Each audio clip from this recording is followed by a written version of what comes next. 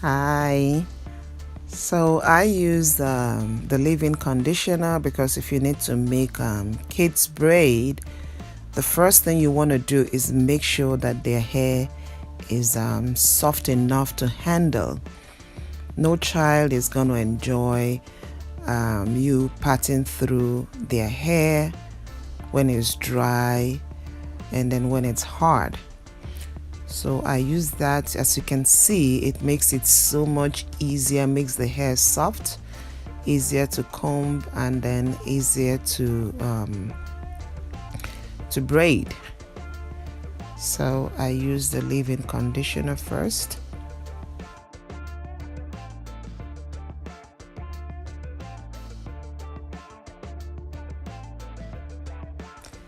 I actually parted an extension. I think it was in 4 parts, but I didn't want it to be too long because the braids were just going to go all the way to the back, and then I was going to do a feed-in braid, so I just needed a short extension so that the braiding is not going to be bulky and I'm not going to have a long tip. I used my Shine and Jam. That is my go-to product for parting and for braiding hair. Is one that I have found that is so convenient for me to use. It makes my braid turn out great, but I'm sure there are other brands in the market. And then another thing you should know with making children's hair, kids' hair, it's patience. You need a lot of patience with making their hair. One, you have to keep them entertained. I do that by having maybe a program they like watching, kids program, cartoons that they like watching, and then I also do that with talking to them, being playful with them, interacting with them, so that it makes them be at ease.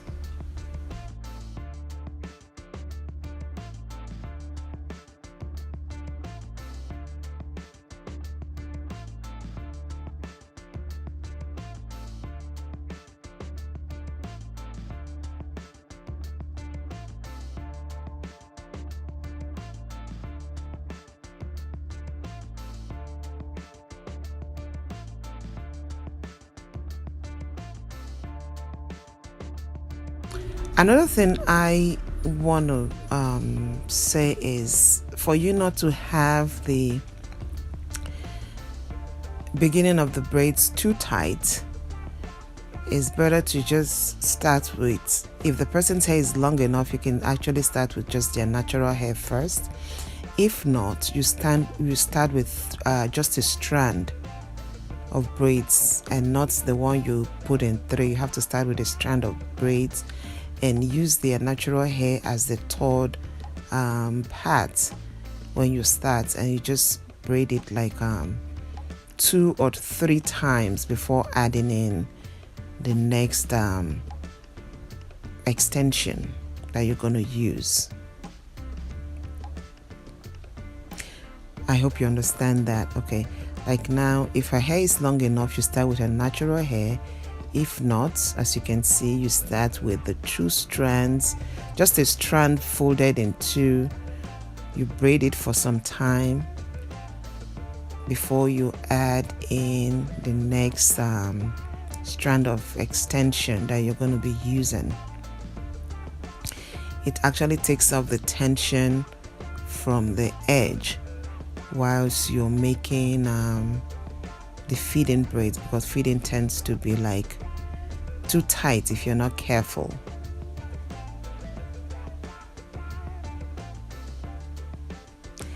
And my method is one of the easiest way to do a feed-in braids. I'm not saying it's the only way, but it's just one of the easiest that I have actually seen.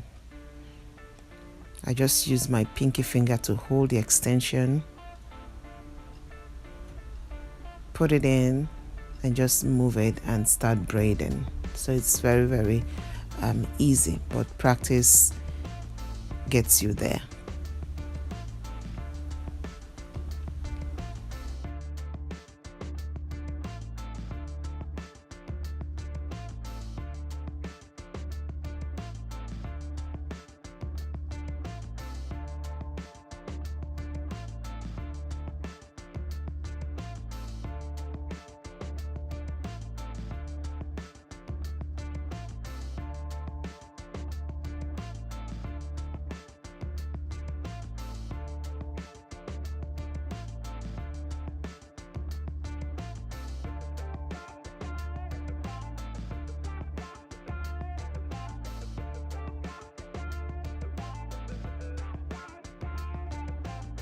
I use the Lulu Tress extension. You can also use free tress. You can use whatever curly extension you want, but for this particular style I use the Lulu Tress 2 times braid to do it.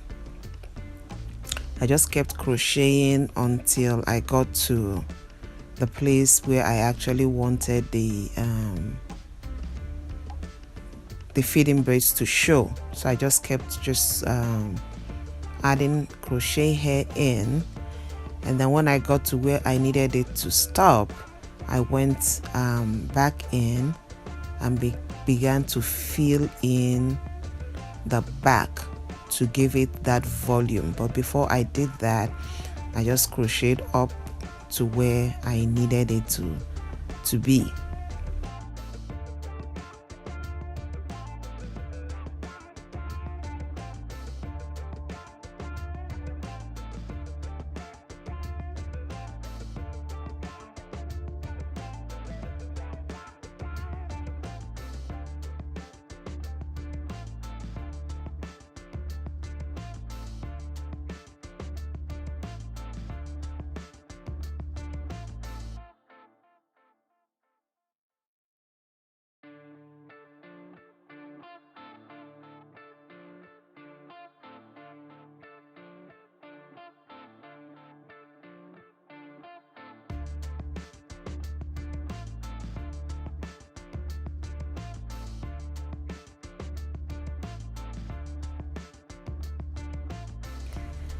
Now I have to do the side braids where she wanted the beads to be. So I just crochet in braiding hair to the braids on the sides. I braided that down in a single braids on both sides of her ear side. I braided that in single braids.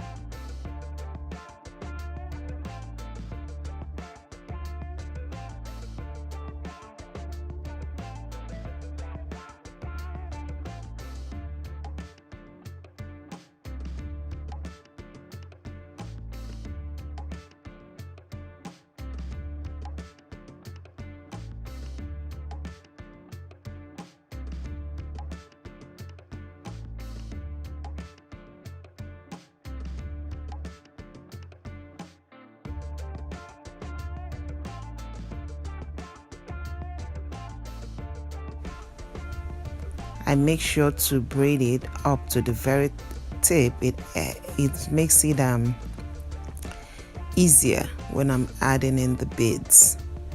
Braid it up to the very tip. Trim out any flyaway hair because you're not going to dip in water, so it's very important. And then I added the number of beads that I want.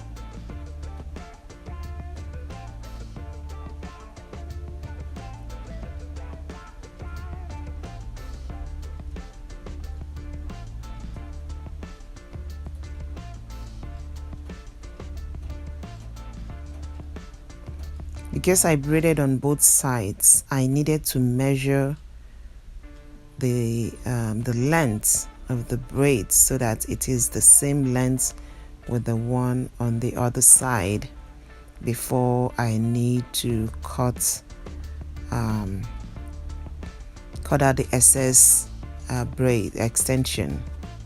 So I needed to tie both ends, make sure I measure it that they are on the same length. And then because I'm gonna use, which is what I normally use, I'm gonna use a straightener to seal in the tip of the braids with the beads. And because I'm working with a child, it is really very important when you're using hot objects or hot liquids around children to be extremely careful.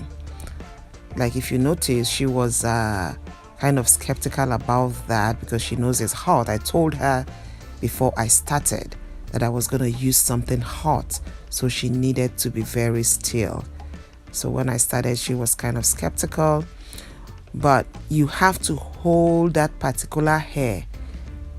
When you're done, you have to hold it. Make sure you hold it until it cools down before you let go. You're not just going to seal it in, cut it, and then just carelessly let it go. You have to hold it, feel it in your hand, and make sure it has cooled down before you let it go. Even with an adult, you still need it the same way. And there you have it, guys. So just putting finishing touches to our hairstyle. But then another thing that I noticed was that in the course of my crocheting the extension in, you tend to have hair that has fizzed out, that don't look what would I say, that don't look like fresh, I would say. And I needed to do something about it to redefine the curls, because if not, the curls is going to start getting old easily and faster, and then she's not going to be able to enjoy it. So what I do is, if I need to, I comb it out, then I apply a little shine and jam, twist it around. As I'm pulling it up, I twist it around to get the curls back, and then it's as good as new. You can also do this method even with hair that has curls like this but they are beginning to look old. You can actually still also refresh your curly extensions this way if you are not ready to take it out yet. I have found it actually does make it look as good as new. So my shine and jam is one of my to-go products for hair.